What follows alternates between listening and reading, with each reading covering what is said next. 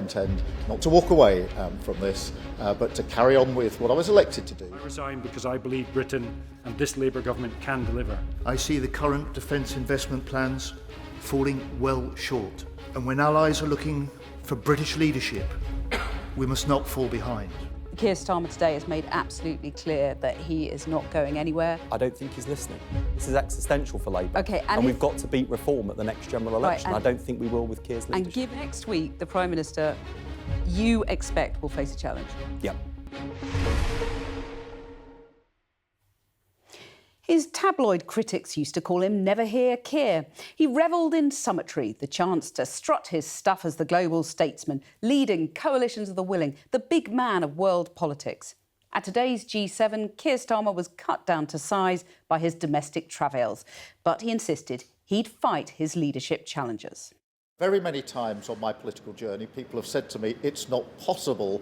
They said it's not possible to turn the Labour Party around. It's not possible to win an election. It's not possible, if you do win an election, to invest in your public services and stabilise the economy. Wrong every time. And that's why I intend not to walk away from this, but to carry on with what I was elected to do. Fighting talk, Prime Minister, but between you and me, there's fear and loathing in the chic little spa town of Evian-les-Bains on the shores of Lake Geneva. Here's Sir Keir, caught on a hot mic, possibly angsting he's been cut out of a meeting with the presidents of America, France and Ukraine. Are they having a meeting out there? Are they having a meeting out there? No. Are they having a meeting, he says. He didn't get a one-to-one with Donald Trump, though Starmer insisted he hadn't been snubbed. But the Yanks are irked that the UK hasn't stumped up more for defence spending. And that brings us back to the PM's existential trauma back home, the resignation speech from his Defence Secretary. When allies are looking for British leadership, we must not fall behind. When NATO needs European nations to step up, we must not fall short. Our adversaries don't follow timetables set by the Treasury. Right on cue, what on the face of it looked like a classic provocation from Moscow when a warship fired warning shots at a yacht in the English Channel. The PM's lack of urgency on defence was a point made by the second resignation speech, a kind of bog-off deal, I suppose. We inherited a mess, but the population is fed up of pointing the finger. They're looking to us for courage, clarity and conviction to make the changes at scale and, importantly, the speed that the nation requires. Wish you were here, Prime Minister.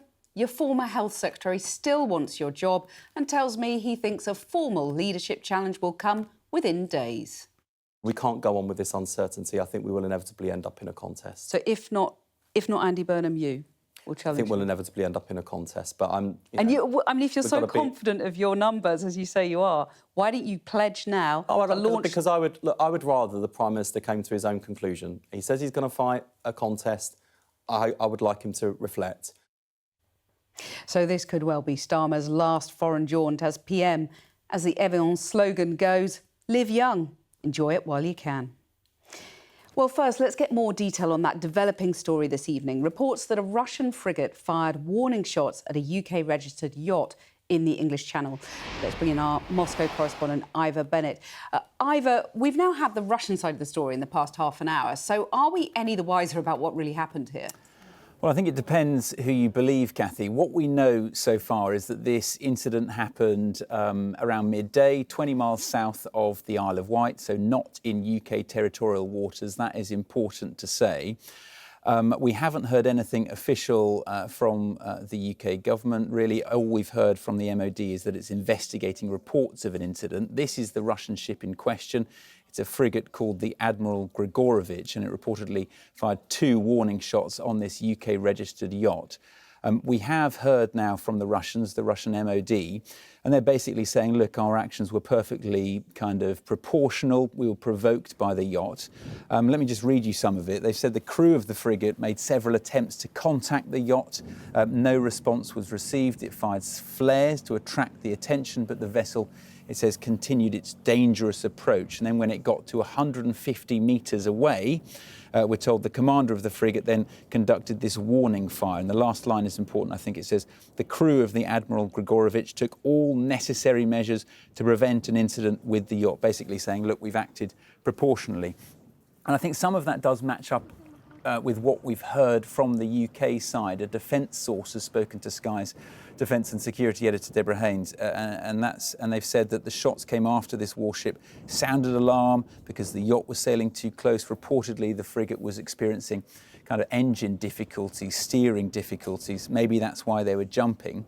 But still, I think a lot of people will look at this and say, were warning shots really necessary against a civilian vessel when they have a radio to talk on, of course? I think the context clearly here is important, Cathy. It comes just 2 days after British commandos stormed that sanctioned Russian tanker in the Channel. The member of the Russian Shadow Fleet. The first time that's happened is in a bid to crack down on the oil revenues flowing to the Kremlin's war chest. So tensions are already high. Was this an attempt by Moscow to kind of try and poke Britain, kind of needle Britain, inflame things, provoke them? Whether this was by accident or by design, it will clearly, I think, raise tensions even further. Ivor, thank you very much for giving us that update. Well, Lord Maurice Glassman and Baroness Therese Coffey are on the sofa tonight. Let's just talk about what we've just heard there first. Maurice, I mean, it couldn't have been better timed by Russia, could it, to illustrate the urgency of shoring up our defences? Your view? Completely so. I mean, Russia is menace.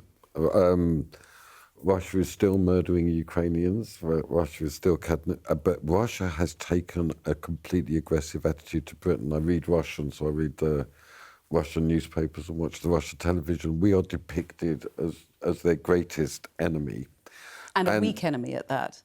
Oh, very weak, although they don't overplay our weakness because that works against them. And they think that we are they still believe, thank God, that we, James Bond, MI6, that we're this intelligent presence that controls America. That's their Anglo-Sax is the phrase they use. Oh, it's the Anglo-Sax controlling them.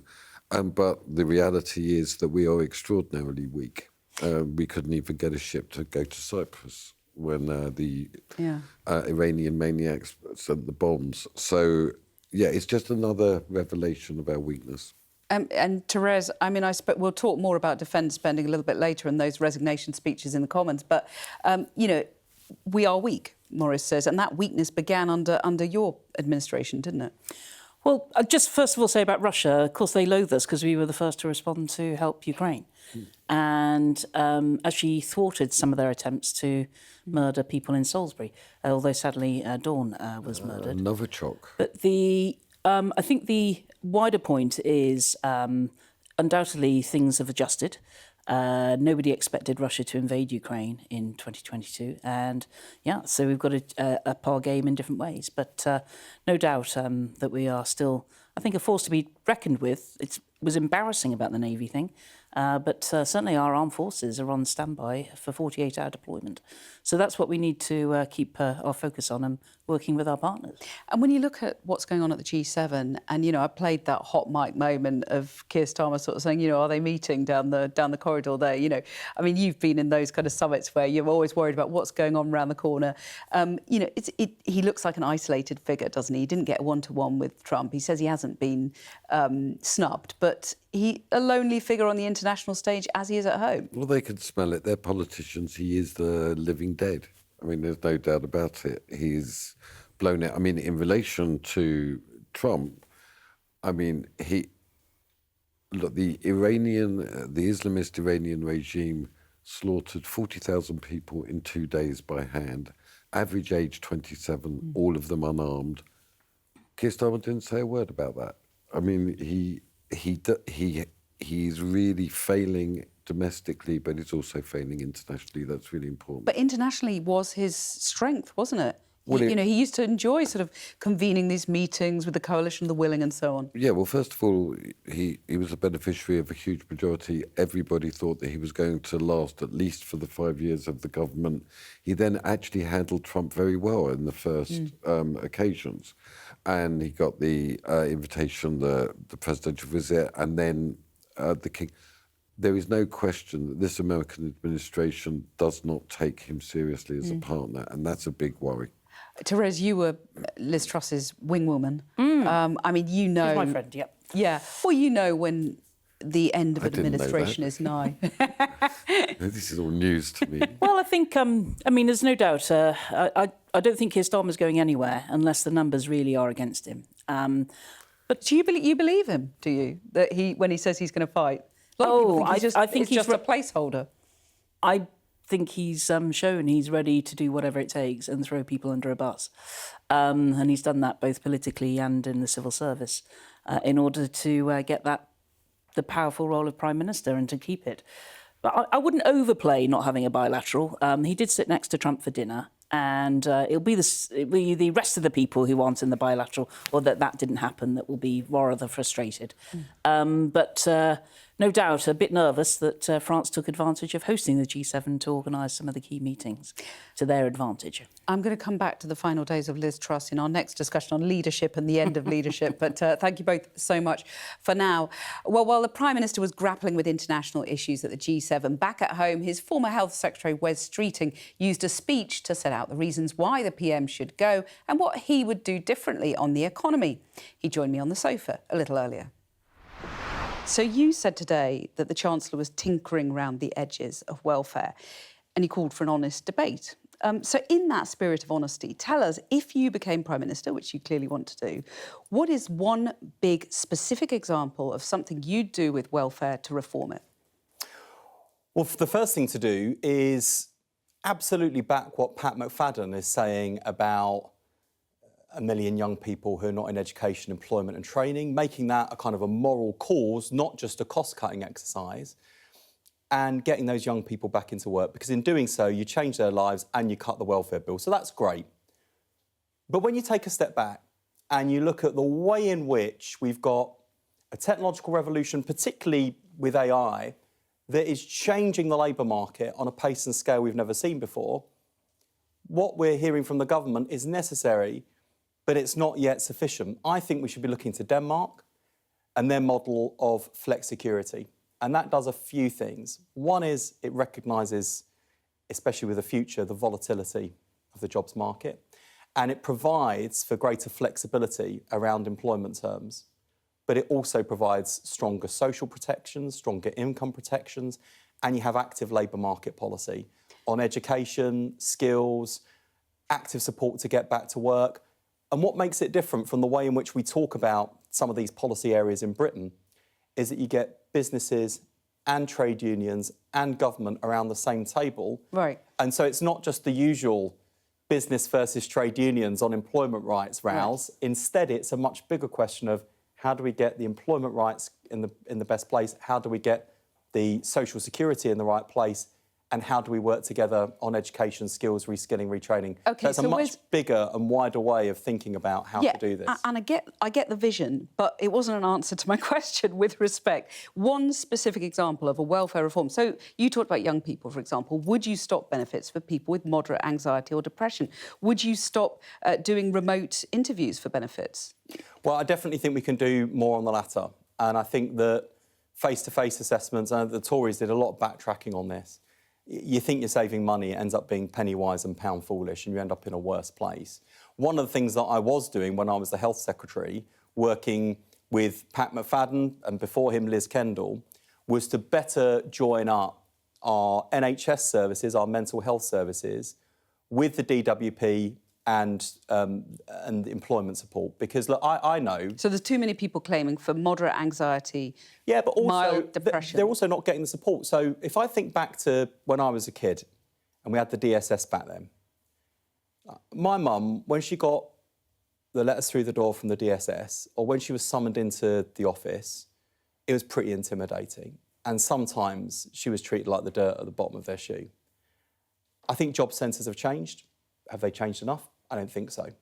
Do they treat everyone with dignity and respect? And if you've got problems with your mental health and you need support, is that support going to be more effective in that punitive environment where you feel like you're under interrogation, or is it going to work better in an NHS setting where people understand your mental ill health, are able to treat it and provide you with the employment support you need to get back to work. Yeah. No, I understand you're talking about the so- carrot rather than the stick. Yeah. And I understand you've got to appeal to a Labour Party audience because, you're wanting to run for the leadership. But I just wonder how firm you're going to be on all of this. Yeah, but I also say, Cathy, today, look, I've also said on a bunch of things that are harder messages for a Labour audience to hear. OK, so let me test how firm you are on those kind of things, because, in April you suggested reducing benefits to boost funding for the armed forces, and then you sort of backtracked under pressure. No, actually, that's a mischaracterisation. Well, your spokesman... The headline writers overwrote, and when you look at the substance of what I said,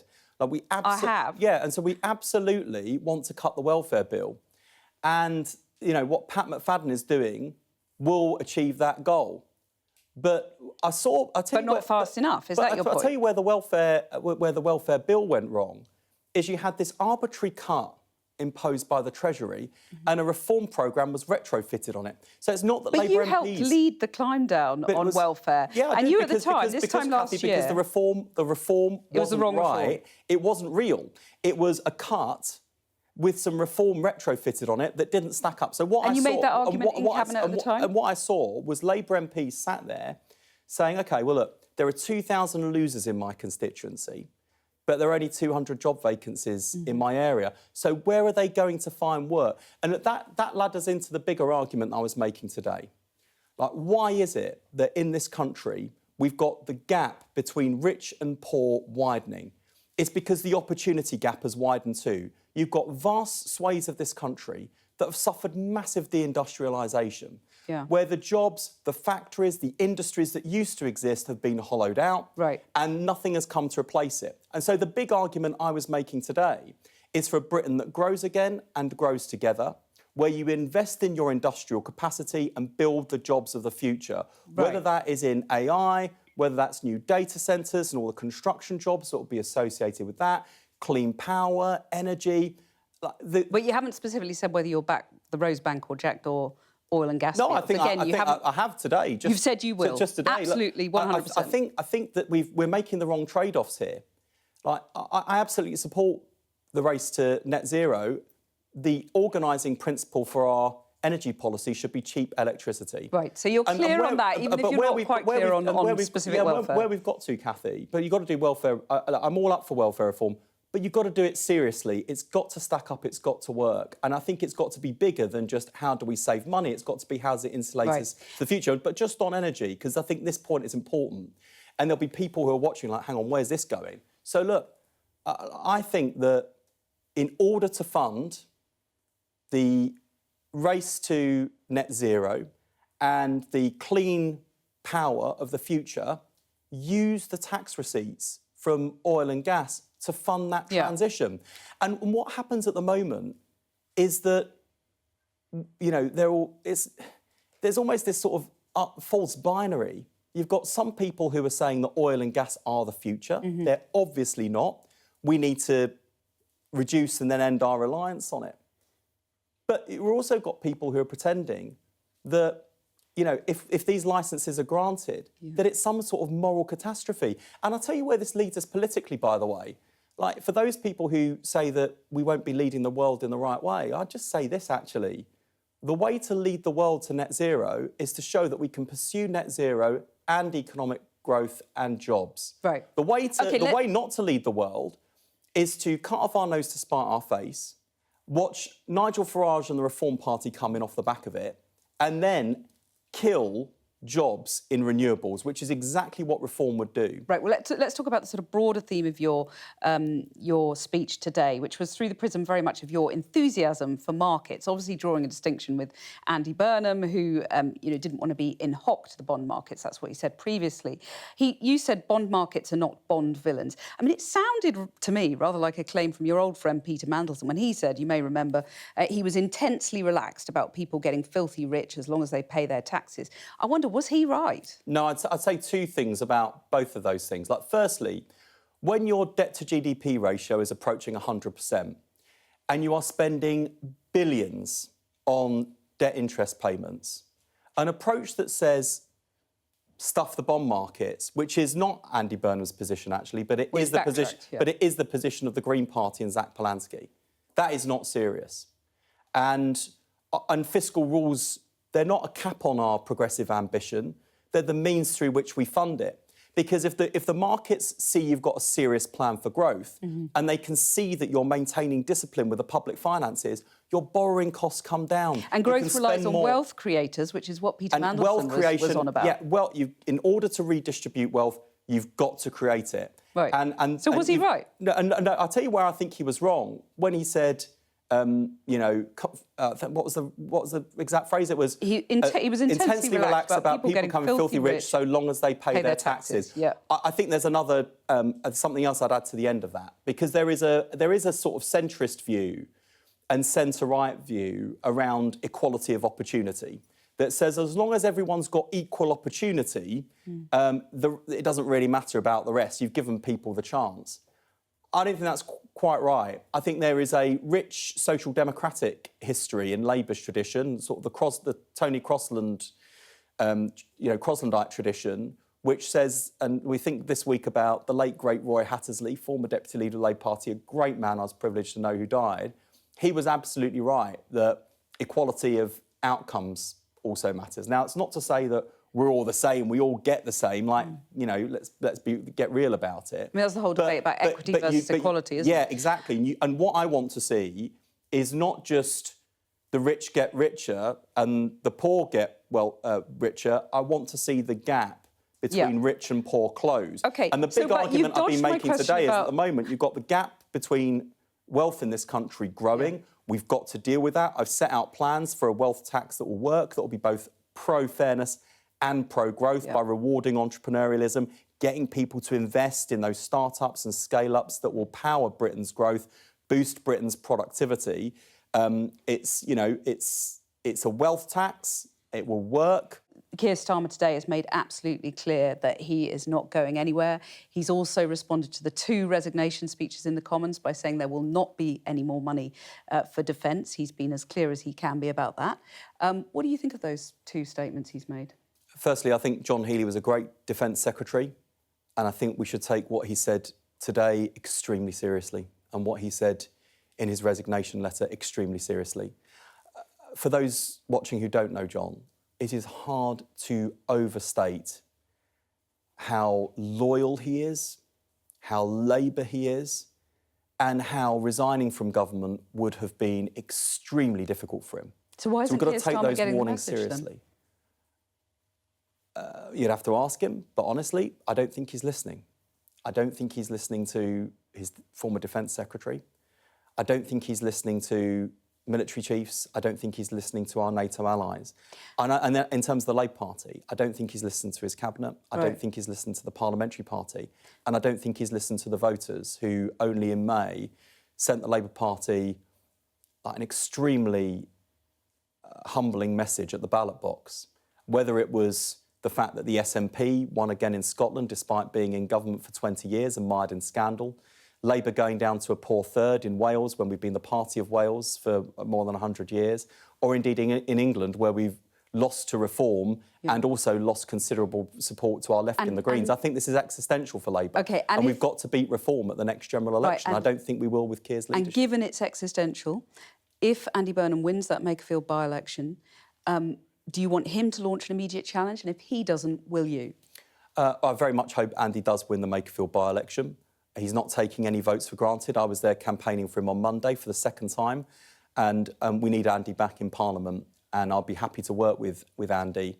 I do think that we need a contest. I think it's got to be a battle of ideas, not just personalities. I intend to be in that contest, and I hope that after Friday and over the weekend, the Prime Minister will reflect on whether, given the challenges facing the government, given the message sent by the voters, given where he is with the parliamentary party, whether he's genuinely the right person to lead us forward and maybe to arrive at a decision on his own terms. And if he doesn't, next week he faces a challenge. Well, we can't go on with this uncertainty. I think we will inevitably end up in a contest. So if not Andy Burnham, you will challenge I think we'll him. inevitably end up in a contest, but I'm... I mean, if you're so confident of your numbers, as you say you are, why don't you pledge now to launch... Because I would rather the Prime Minister came to his own conclusion. He says he's going to fight a contest.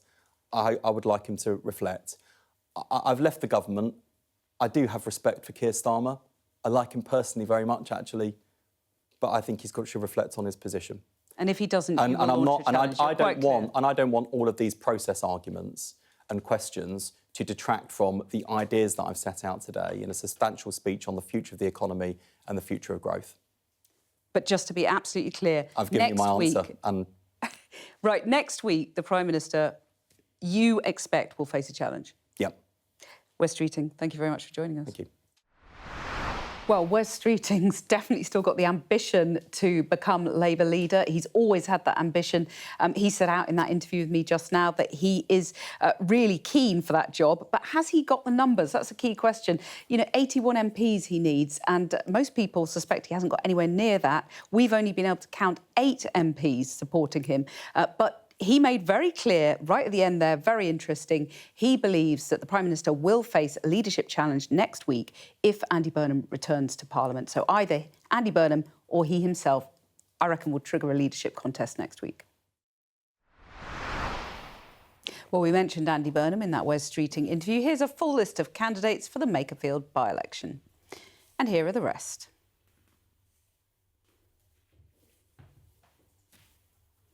Well, let's bring in Maurice and Therese now. Maurice, so there you have it. You know, leadership contest expected next week, do you think? Definitely. And I definitely think it should be contested. I mean... You do? You think spend the summer fighting over it? It cannot go on like this. On that issue, I would agree with Wes that it turns out that this government led by Keir Starmer doesn't have a clear strategic direction. It doesn't actually have an identity. I mean, the turning point for me, I don't know what you think, Therese, was when we couldn't even cut $5 billion of future expenditure. That's when I realised that they didn't have a clue. There has to fund defence. Fund defence, fund industry. I mean, the key thing that we have to pursue is an industrial strategy. I don't know where he was going to the race to net zero there. We need cheap, abundant energy, and energy is not just electricity, it's also gas and other things. There has to be a mix between fossil fuels, renewables and nuclear in the intensification. He did back oil and gas drilling in Rosebank and Jackdaw today. Yeah, but he's still talking about a race to net zero. There's not a race to net zero. There has to be cheap, abundant energy. And nobody really thinks that fossil fuels are not going to exist in 30 years' time. Well, there's a race to net zero if you care about the planet. That's the counter-argument, isn't it? But just coming back to Wes and the contest. Yeah. I mean, it seems pretty clear, doesn't it, that Wes Streeting, Andy Burnham, they give Keir Starmer the weekend to think about Makerfield. This is assuming that Andy Burnham gets back into Parliament. And then full-blown contest. You want to see a full-blown contest with lots of candidates, including Shabana Mahmood. I know you've always been an ally. I really respect Shabana Mahmood very much. I think she's an exemplary politician. I also think Al Khan's is really talking sense at the moment, and he's really emerging. Labour's got it's a question of identity. Who are we? Who do we represent? And what are we for? And you didn't buy Wes Streeting's answers there? No, Labour's never been about just redistribution. It's been about production. It's been about securing borders. It's about solidarity, not diversity. That view has got to be given an airing. Therese, did you hear, a man with the answers, with the determination to be Prime Minister? I mean, you're a close ally of Liz Truss. We've said that already this show. Yeah. Well, I think Wes is having to get all his policy stuff out this week because, frankly, from Friday, he won't get any airtime at all. It will all be about whether Andy Burnham will depose, how quickly Andy Burnham may depose Keir Starmer. So I don't blame Wes for trying to lay out a few cards today. But I got no doubt that there will be a contest next week or initiated. It would be arrogant to do it before somebody had actually been sworn in as an MP. But with Keir Starmer giving his G7 statement in the Commons on Monday afternoon, that's plenty of time for a brand new MP to go and meet the people he's never met before. So it's going to be an interesting week next week. But, you've got a good feel for things from your own experience with the Liz Truss premiership. Wingwoman. Sorry, what was that? Wingwoman. Yeah, wingwoman, I've never heard that phrase before. But, I mean, do you expect it to be a sort of coronation? Do you think that's how it's looking at the moment, given the numbers that we collated for Wes there versus Andy Burnham? Well, I think it's fair to say, looking back to 22, I was Liz's campaign manager and got her to the final two. Our campaign went on way too long over the summer. There's no doubt about that. And I mean, not giving an announcement on who the actual new Prime Minister was going to be until after the September session had started was ridiculous. But I think it was important to have that debate, to recognise, especially for somebody who's potentially coming in brand new and has not been in Parliament for a long time, didn't stand on the manifesto that they had. And I think if I was in Labour's shoes, I'd want a contest of some kind in order to have that discussion. Yeah. OK, well, pause there for a second because our political editor, Beth Rigby, joins us now from the G7 summit in Evian-les-Bains. Beth, I mean, obviously there is Keir Starmer in his favourite place on the world stage, but all these domestic travails feeding in, and Wes Streeting there saying in that interview with me that he expects there to be some kind of contest triggered next week.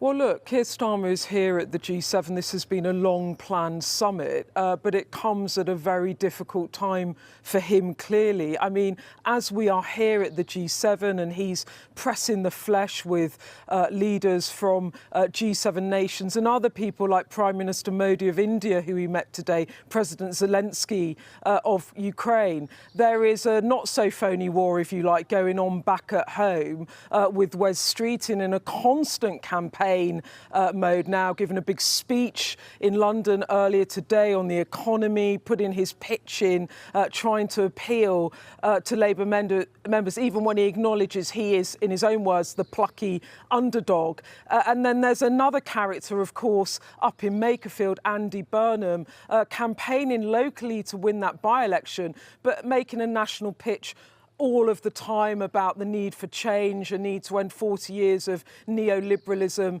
as he does it, as he puts it, and make politics work for ordinary people like the people he talks about in Makerfield. So there is a campaign running. I think what's interesting about Wes Streeting today is he's been saying for a long time he has the numbers to trigger a ballot. He went a bit further in that press conference earlier today, saying that he thinks that the Prime Minister, should Andy Burnham win Makerfield, should consider his position and set out a timetable. And the implication, of course, is that if he doesn't, that he, Wes Streeting, will trigger a ballot. And he's saying that he might trigger that as early as next week. I don't think it's as clear-cut with the Andy Burnham camp, actually. When I talk to people familiar with some of the thinking, this is not a group of people that want to necessarily trigger a leadership challenge immediately to Keir Starmer, but they want to, in the words of one person who knows what is going on, they want to put the pressure on him. They want to squeeze him. They want him to come to an understanding, as Wes Streeting has said publicly, that it might be better for him to stand down. They don't want a messy contest. So you've got two candidates here. You've got Andy Burnham, really, that doesn't want a leadership contest necessarily. He wants, if you like, a coronation, and he is the outright favourite amongst MPs and members. And then you've got Wes Streeting, who's talking about wanting a contest and a battle of ideas, because in a way that's his only hope of even having a shot at the leadership, even though the common view is that he could not win. And all the time you've got the Prime Minister here, and we're going to speak to him tomorrow, saying that he will fight on. So it's really messy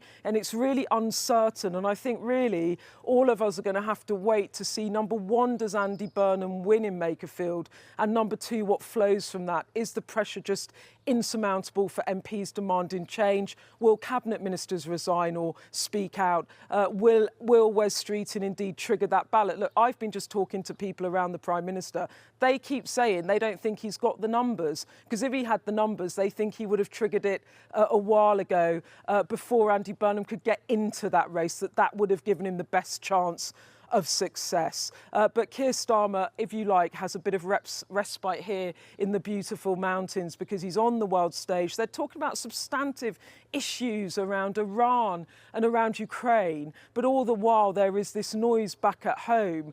And in a matter of days, he won't be holding the microphone. It will be his competitors that really will have the whip hand. Beth, looking forward to that interview tomorrow with the PM. We'll keep an eye out for that. Thanks very much. Well, let's bring in Maurice and Therese now. Maurice, just both candidates, Andy Burnham and Wes Streeting, candidates in this race that doesn't exist yet, have talked about they're up for cutting welfare to fund defence, but the details are very scant, aren't they? Do you think they're up for it? Do you think they can? No, I don't. I really don't see... I mean, I'm a devoted follower of Frank Field. I don't know if you remember Frank Field with mutuals. Former welfare minister. Yeah, well, for a very brief period of time. Fell out with Harriet Harman, didn't he? Yeah, and Blair showed no leadership in that. You know, sent him in and then pulled him out. And that's a really important story, what happened there. And so, you know, in order to genuinely reduce benefits and cut welfare, there's also AI, which he mentioned. But what he didn't mention about AI is that, you know, I always talk about the story of Morgan McSweeney's phone. The reason Morgan McSweeney didn't have the former chief of staff. Yeah, didn't have backup on his phone is because our AI is owned by American corporations. We don't have every sovereign control of our data. We need to have an active sovereignty in relation to AI. That's what my big criticism of Wes Streeting is, that Palantir came in and the American corporations came in. We have to have a Royal College of Artificial Intelligence and actually have sovereignty in AI, and then there has to be a contributory system in welfare. The Frank Field worked out. I mean, it's existing there. Just explain what you mean by that. What I mean is that it needs to be a contributory system of mutuals, maybe 5 large mutuals, where people actually have some control. The problem we've got with our welfare system is that the more we spend, the less good it is. Well, and also, I mean, it pays more to be... If you claim lots of different sorts of welfare, you're making more money than you are in a minimum wage job. I mean, that's... I mean, that's certainly true. But what I'm talking about with the AI was we did analysis of the Department of Work and Pensions, and 70% of the jobs are email jobs, Cathy. Mm-hmm. They could be done by AI. Nobody's talking about that. Yeah. Well, Therese, I mean, as former welfare secretary, do you have any confidence that... well, Work and Pension Secretary, I should say, rather than welfare. Do you have any confidence that anyone coming in to run the government can make the cuts necessary and win public support for that? Well, lots of this is actually just about slowing the pace of the expansion of the benefits. That in itself would generate the money. So do more face-to-face interviews, which is actually what I put to Wes Streeting in the interview. Well, face-to-face might be the answer, but there's different things. I think there are... it's right to look at quite how many people are getting benefits relating to mental well-being. I've long thought, frankly, if the NHS had to pay for health and sickness benefits, there'd be a lot more treatment going on. I recall which is kind of the point Wes Streeting was making, but in, you know... DDBP used to buy mental health therapy and other kinds of health care rather than relying on the NHS to help people in different parts of the country. And that's an odd situation to be in. But nevertheless, getting people into work and in making sure that there are not the incentives, too many incentives have come in the last 2 years to not work full-time, but to get over a certain number of hours, that means the benefit cap goes away. But meanwhile, you can still get all the add-on benefits. Right. So that's the issue, which I'm afraid Labour have given away a lot of things, and they didn't need to. Right, briefly. Just to say that we need to have a conversation political about sanity. What is sanity? What I'm saying is this diagnosis culture, the therapeutic culture, it's okay, I want to say to everybody, being sad is part of life. It's not a condition. It's a really reasonable response to the misery that you have to experience so in life. you'd say cut benefits for mild anxiety, moderate, mild depression? Well, we've got to have a discussion on whether that's a medical condition, is what I'm saying. I mean, sadness, blue Labour, it began in a way, it's okay to be blue. It's okay to... Being sad is not a sign of mental illness. Okay. Well, one final thing, Cathy, they should have pulled the Friday announcement about the £4.5 billion for more better quality level crossings or zebra crossings. Yeah. It was just crass. A lot of people have talked about that, yeah. So there's something not right there either in having a political antennae that the day after your Defence Secretary goes. You know, there's so many different things we could carry on discussing, but I'm going to pause it there because we have to move on just now. Because the Prime Minister's problems are sure to feature heavily on our late night programme, The Wrap, tonight from 10 p.m. Today marks 10 years since Labour MP Jo Cox was murdered. Jo was just doing her job on her way to a surgery in her constituency when she was shot and stabbed. And a decade on, there is still concern about the safety of our elected officials. For the Speaker of the House of Commons, the security of MPs keeps him up at night. I've been speaking to Sir Lindsay Hoyle about Jo's legacy with a look at her commemorative shield that now watches over the green benches. So we can see, you know, there we are. And it's interesting, isn't it? You know, a Lancashire rose, a Yorkshire rose, but the fact, it's more in common, isn't it? Yeah. That is what speaks so loudly. We have so much more in common than will divide us. And that will always be a legacy and something we can all be proud to say. Jo wanted politicians to be able to talk to each other, respect each other. And of course, it would be very boring if we all agreed. But it's about respecting each other's debate, each other's point of view, and taking that on board and doing it through the democratic process. And that's why she's inspirational to me, and that's why democracy of this House matters so much, because we're in danger of losing that. It's often a bear pit, isn't it? It's often very noisy, and you're sat in the chair over there trying to keep order. What are your reflections on that? So, yes, it is a debating chamber. It's an important debating chamber. And it is one that can get heated, but that's my job. It's about trying to control the heat, about turning down the temperature. What I always say, it's a bit like you want it to boil, but never boil over. And is it harder to do that now, sitting there? What I would say is, I think, you know, you look at the benches, there are more parties than we've seen as far as I can remember. I've never seen as many political parties. But it's about ensuring that each party is heard, but is respected. So, Lindsay, do you remember where you were when you heard that Jo Cox had been murdered? I was just walking out and the phone went and they said, "Can you come to the phone very quickly?" So I picked up the phone to be told that the MP, Clerk of the House, said, "Just to let you know, there's been a serious incident involving an MP, and the MP is critically injured, fatally injured." And the shock that went through me, I just realised, you know, how could this happen? Why did it happen? What could I have done to stop it? And those are the things that run through your mind immediately. And then you think, will the MP survive? And it was never going to be. This was a fatal incident. And, you know, 10 years on now, there was such an outpouring of affection, of grief, of emotion at the time. 10 years on, what do you think her legacy is? Who would have thought that still today, and quite rightly, we are talking about Jo Cox, a wonderful politician who had a great future ahead of us. And the fact that we have learnt a lot, but since that incident, we've had an attack on Parliament, and tragically David Amess was killed in his constituency. And that's the issue, isn't it? That Jo was serving a constituency. She was going over to meet people who had issues and problems. For somebody who wouldn't listen, somebody who didn't want to know what Jo stood for, was murdered in the street of her constituency. Not acceptable. So the legacy of Jo is, let us learn, let us debate, but let us not do it in anger, and let us not do it in haste.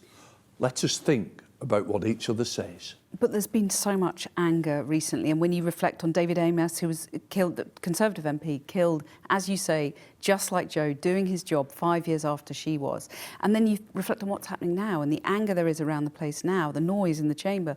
You know, do you worry that MPs are actually, if anything, more under threat now because of that climate of anger? What we've got to do is respect the legacy of Jo Cox. There is more that unites us than will ever divide us. And we should always bear that in mind. And what I've got to do is ensure that there is not just tolerance, but respect for each other's views. Don't have to agree, because that's not the answer I want to see.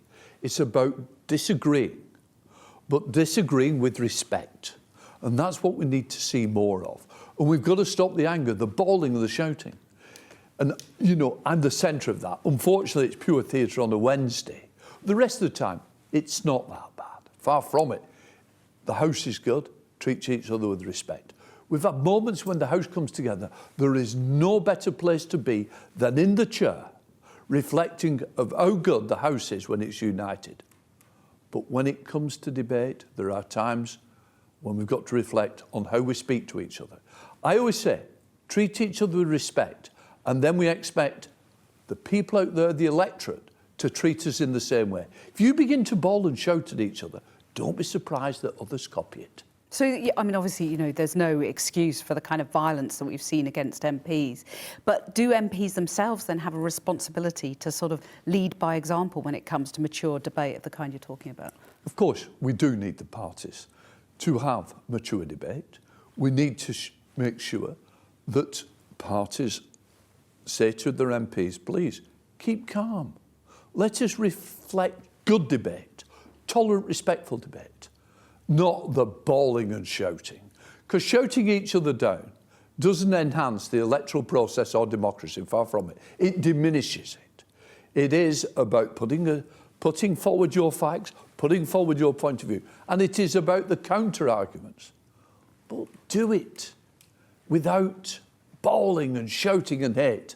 We don't need hate in the House of Commons, and hopefully that what we do see is maybe heated at times, but we've not to allow it to boil over, where it becomes a personal attack. It has boiled over, though, hasn't it, on the streets? We've seen in Belfast, it seems every summer now, there are riots on the streets. To what extent do you think politicians and unelected representatives, you know, Elon Musk springs to mind, to what extent do you think they are whipping up anger on the streets themselves? What I would say is, thankfully, I'm responsible for the House of Commons, not the streets of Belfast or the streets or Elon Musk. What I've got to say is that government's also got to temper what goes on out there. And what we've got to do is show to young people as well, the future of debate has to be caught early. We need to introduce schools very early into the process. And what we've got to do is capture the imagination of young people. Democracy is only as good as the next generation. We've got to invest more in future generations. We've got to get people more involved in politics. It can't be anger of the streets or setting fire to where you live. Who would have thought that you want to destroy the community you live in? No, there is anger out there. We've got to find out why there is anger, how we deal with that anger. But we've got to prove that it's not done through violence. And, you know, the role of social media has come under scrutiny. You know, the leader of the Liberal Democrats talking about extremists exploiting anger, and it's fuelled by social media barons like Elon Musk. Do you think that is pernicious to democracy? What we do know is it can be a vehicle for hate and prejudice and anger and violence. What we've got to do is ensure there is responsibility of the social media platforms. The Speaker's conference was quite clear. The companies have to take ownership of that. What they put on there should be factual, because a lot of this is developed out of myths, things that aren't true, and people get away with it. And the social media companies should take ownership and responsibility. If not, we should legislate. Well, and there is going to be legislation on a ban for social media for under-16s, for example. But do you think the companies themselves are being let off the hook because the regulators just aren't really cracking down on the stuff that's out there? There is hateful. What I would say is some social media platforms are excellent. Let's be clear about that. They're not all bad. But we have some bad owners out there who don't take their responsibility seriously. In fact, they've allowed things to stay up there that have been requested to take down, not only because they're dangerous, but actually is trying to inspire violence against others. And we believe, quite rightly, those platforms have that responsibility. And it is beyond me, I'm not the government. What I would say is the Speaker's report was quite clear. Social media companies have to take ownership and responsibility. If not, government needs to legislate. The facts have got to be up there because they can't stay up there. Threats against MPs, threats against people, you know, whoever you are, Chief Constable, it doesn't really matter. People out there, journalists, we all get threatened. And the fact is it's inspiring violence.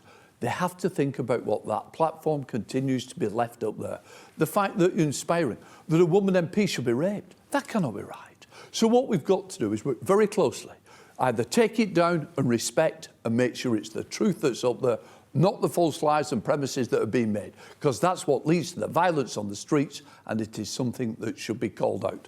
Unfortunately, when owners don't take that responsibility, it is for government to take action. And with your role, trying to keep order in the Commons, do you think it's high time that MPs come off X, that the government comes off? Well, look, if you're not watching what's on X and you're not on X, you're giving way. So what I would say is there's things that need to go out there. It's how people get information. What I'm saying is the information should be done in the right way. Just reflecting back on 10 years ago, Jo Cox's death and, of course, the Brexit referendum, people thought then that the country couldn't get any more divided. But you've said that the safety of MPs keeps you up at night. Are you more worried now than you have been at any other time in your career? I'm always worried. And, of course, going forward, when you've had 2 phone calls you never want, of course I'm worried. And it does keep me awake at night. You're absolutely right.